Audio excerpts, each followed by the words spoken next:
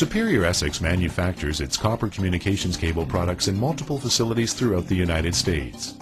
In these locations, we produce thousands of different copper cable designs, ranging from outside plant copper telephone cable to high-performance premises cables. In this video, we will guide you through the principal manufacturing processes for both outside plant and premises copper cables. The first step in the manufacturing process is called rod breakdown.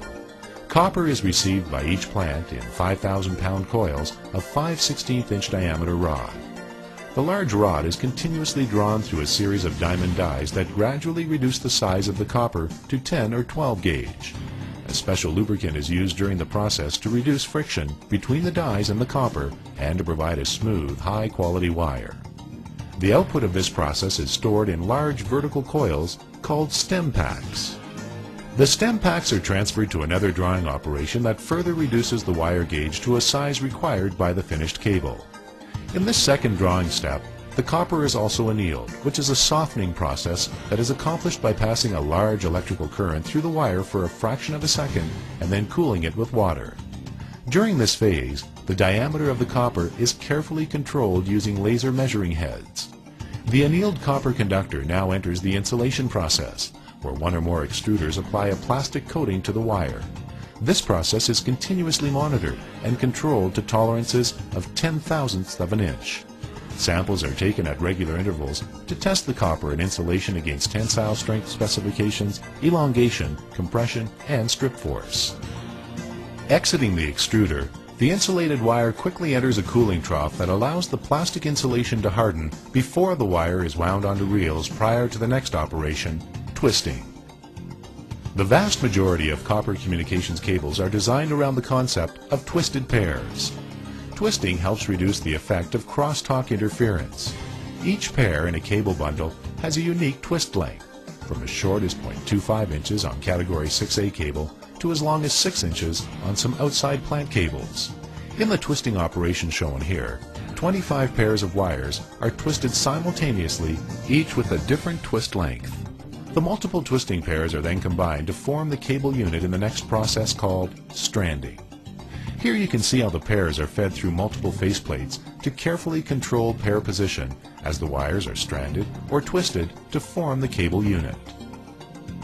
The stranding process is similar for 4-pair premises data cable, but with much more precise controls. Here we see the stranding of a Category 6 cable. A separator tape, used to further improve crosstalk performance, is inserted into the cable during the stranding process. At this point, we have what is called a cable unit. For small cable designs, the next step in the manufacturing process is jacketing. For large cable designs, multiple units are first grouped together to form a multi-unit cable core in a process called cabling. Superior Essex manufactures copper cables with as many as 4,200 pairs of wires. For very large cable designs, a rotating closer is used to group and twist several multi-unit cores together in a precise manner, using color-coded binders to identify each subgroup of copper pairs. The final phase of copper cable production is the jacketing process. The materials used for the outer cable jacket are chosen for the intended application of the copper cable. For outside plant copper cables, Superior Essex typically uses black polyethylene or UV-grade PVC.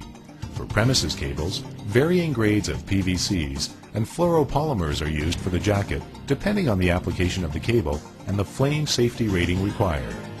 Throughout its facilities, Superior Essex utilizes over 20 different jacket materials to manufacture its more than 5,000 different cable products.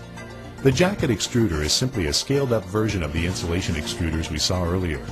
Molten plastic is extruded at high pressure and formed around the moving cable core. Shielding, ripcords, water-blocking compound, and armoring may also be applied during this process step.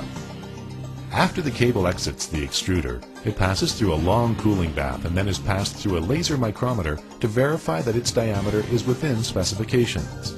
If the finished cable requires a double jacket and double armor, it will make a second pass through the jacketing process.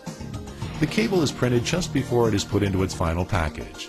For large outside plant cables, Superior Essex utilizes a hot foil printing process that leaves an indented print on the jacket. For premises cables, high-speed inkjet printers are used. Each of our 1,000-foot packages of premises cables is also printed with quick count footage markings, a process we pioneered several years ago. The completed cable is then wound onto a reel or into a coil. The coiling process requires very precise tension controls to ensure that the cable will not kink as it is pulled from the pop box packaging. Before the cable is approved for shipment, it must pass final test inspection, where it is tested against a large set of mechanical and electrical performance specifications. Once the cable passes all tests, it is ready for shipment, and a record of all tests are retained and analyzed, which allows Superior Essex to make necessary adjustments to further perfect its cable performance. Each of the thousands of different copper cable designs made by Superior Essex follows a manufacturing process that is patterned after what you have just seen. It is a process that has been continuously refined over a span of 50 years of producing the broadest portfolio of high-performance communications cable products in the industry.